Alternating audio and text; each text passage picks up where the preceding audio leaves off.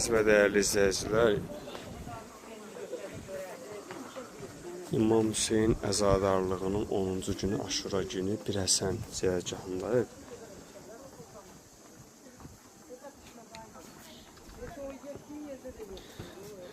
Birəsənə girən kimi Qubadlı Fuadın və Təbrizin nurlu qəbirləri çıxır qarşımıza. Sonra həmin o şəhidimizin, sonra bir dənə də o tərəfdə şəhidimiz var, qıraqda. Hemen gördüklərim bulardı. Allah o dünyalarını versin. Ne zaman gəlsəz inşallah şəhidlərimizi ziyarət eləmək yadınızdan çıxmasın.